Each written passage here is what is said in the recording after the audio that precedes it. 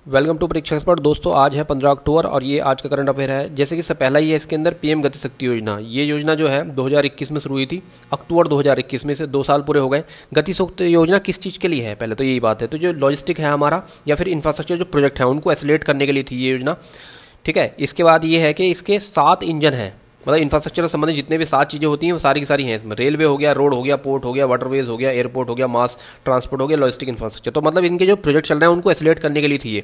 ठीक है, अलग अलग जो मिनिस्ट्रीज़ हैं इसके लिए एक अलग से पोर्टल बनाया था इन्होंने, पीएम गति शक्ति पोर्टल। ठीक है, उसमें 16 जो मिनिस्ट्रीज़ हैं हमारी, उसमें जो अलग अलग डिपार्टमेंट हैं सारे के सारे एक साथ मिलकर काम कर सकें और प्रोजेक्ट जो है वो जल्दी जल्दी हो सके, मतलब एसिलेट हो सके, उसके लिए था ये। तो इंफ्रास्ट्रक्चर प्रोजेक्ट जो है उनको प्रमोट करने के लिए पीएम गति शक्ति योजना आई थी।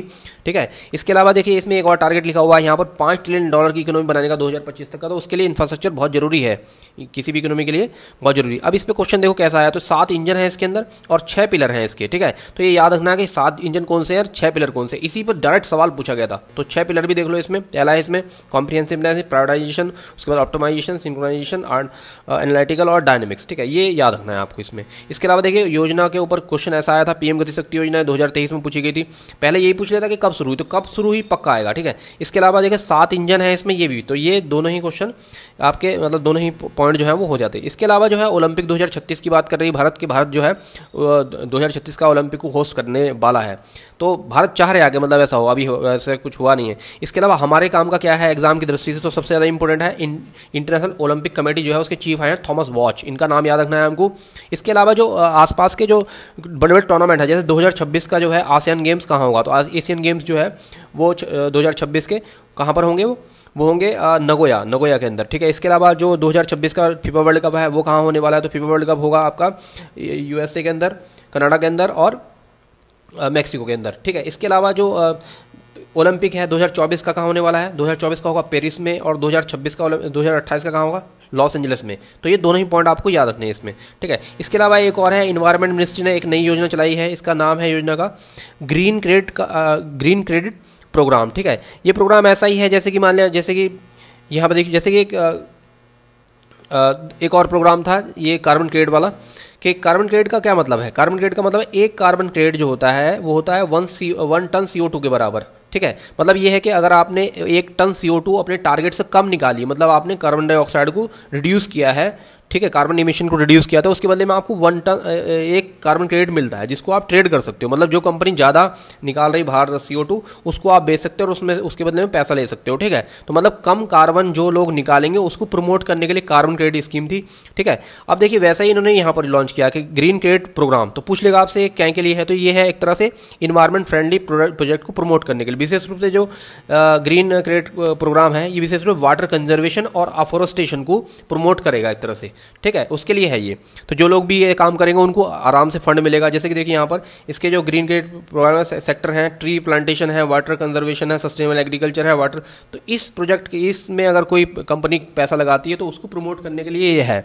दूसरा इन्वायरमेंट का प्रोजेक्ट है तो इन्वायरमेंट मिनिस्ट्री का है। इसके अलावा एक और चीज़ है इसमें, यहाँ पर देखिए ये कार्बन क्रेडिट ट्रेडिंग स्कीम 2023, ये बहुत इंपॉर्टेंट स्कीम है, ये भी एग्जाम में आ सकती है। कार्बन क्रेडिट ट्रेडिंग स्कीम ये किसने लॉन्च की, तो मिनिस्ट्री ऑफ इन्वायरमेंट ने लॉन्च नहीं की है, ये लॉन्च की है एनर्जी, मिनिस्ट्री ऑफ एनर्जी ने, मिनिस्ट्री ऑफ पावर ने लॉन्च की है carbon credit trading scheme. That is very very important और ये इससे बिल्कुल अलग है।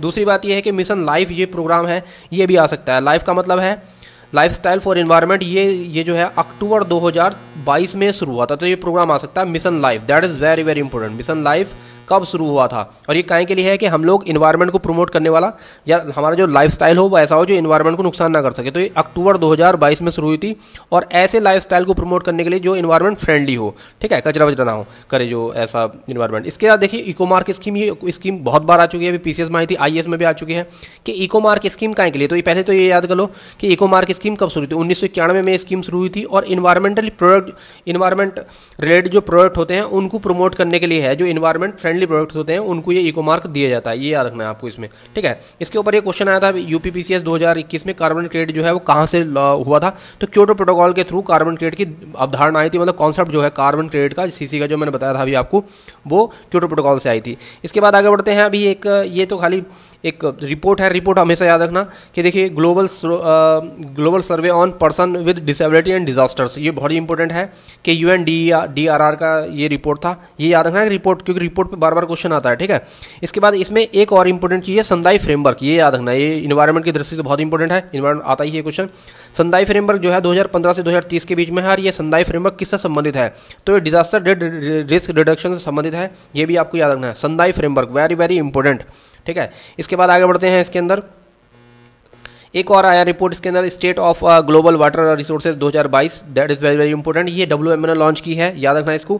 WMA का हेडक्वार्टर आप याद रखना इसमें कि WMA का हेडक्वार्टर कहाँ है, और भी इसमें फाइंडिंग्स है लेकिन वो हमारे काम की नहीं, वो मेंस में काम किया सकते हैं, लेकिन बाद में बहुत सारी और आ जाएंगी। WMA का हेडक्वार्टर जिनेवा में है, ये याद रखना, ठीक है। और रिपोर्ट याद रखना, रिपोर्ट पे क्वेश्चन देखो ऐसा आया था पिछली बार भी, हर बार आता है, ये तो एक प्रोटोटाइप क्वेश्चन है, 2023 का क्वेश्न है ये देखिए पूरा का पूरा, ये क्वेश्चन आया था कि वर्ल्ड सोशल प्रोटेक्शन रिपोर्ट, ऐसी रिपोर्ट पूछेगा जो नॉर्मली लोगों को नहीं पता होती, ठीक है। ये 2023 का क्वेश्चन है, UPPCS 2023 का, IAS में भी रिपोर्ट पर लगातार क्वेश्चन आते हैं।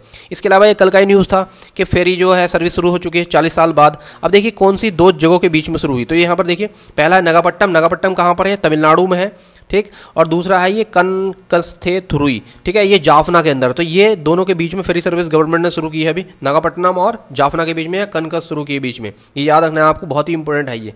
इसके बाद आगे बढ़ते हैं, इसमें अभी जो है हमारे यहाँ P20, ये जो G20 वाले देश हैं उनकी पार्लियामेंट स्पीकर्स की मीटिंग हो रही है न्यू दिल्ली के अंदर, ये याद रखना। इसमें थोड़ा सा बवाल भी हुआ है, लेकिन इसमें IPO का आपको हेडक्वार्टर याद रख लो, देखो दोनों का, WMO का भी हेडक्वार्टर यहीं पर है और जेनेवा का भी, इसका भी IPO का हेडक्वार्टर भी जिनेवा में ही है। इसके अलावा ये साइकी मिशन है, थोड़ा सा इंपॉर्टेंट है ये भी, क्योंकि नासा ने लॉन्च किया है, और जो एक एस्ट्रॉयड है साइकी एस्ट्रॉयड, उसके बारे में जानकारी लेने के लिए था ये साइकी एस्ट्रॉयड जो है सन के ऑर्बिट कर रहा है, ये है किसके बीच में, मार्स और जुपिटर के बीच में, तो याद रखना साइकी मिशन ही पूछ लेगा किसने लॉन्च किया है, तो ये नासा ने लॉन्च किया है साइकी एस्ट्रॉयड की खोज करने के लिए, मतलब उसके बारे में रिसर्च करने के लिए, ये बहुत ही इंपॉर्टेंट है। उसके बाद है बिजिंगम पोर्ट, बिजिंगम पोर्ट वेरी इंपॉर्टेंट है ये यहाँ पर है केरला में, और ये पहला देखिए यहाँ पर countries first deep water container transmitter terminal है ये, भारत का पहला, तो ये याद रखना, जहाँ जहाँ पहला आएगा वो तो पक्का पक्का होगा ही, ठीक है। तो याद रखना इसकी लोकेशन तिरुवनंतपुरम में है, केरला में, ठीक है।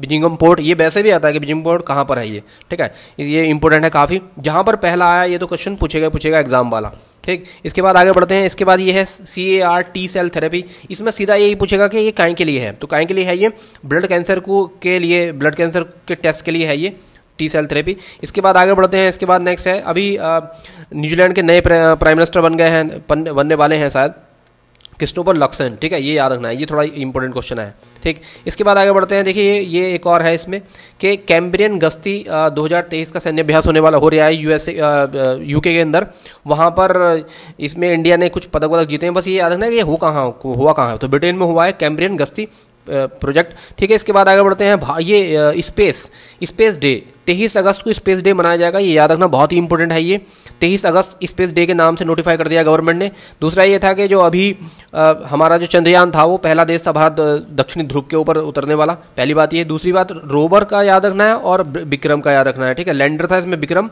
और रोवर था इसमें प्रज्ञान, और ये था। इसके अलावा इसमें शिव शक्ति पॉइंट था जहाँ पर वो उतरा था चंद्रयान 3, ठीक है, तो वो पॉइंट याद रखना है। इसके अलावा एक छोटी सी और न्यूज़ है कि हमारा जो अंतरिक्ष उद्योग है वो $11 बिलियन का बन जाएगा 2030 तक, तो ये मेंस में थोड़ा सा इंपॉर्टेंट है कि हमारी जो इकोनॉमी है वो कितनी हो जाएगी। तो ये कुछ न्यूज़ है आज की।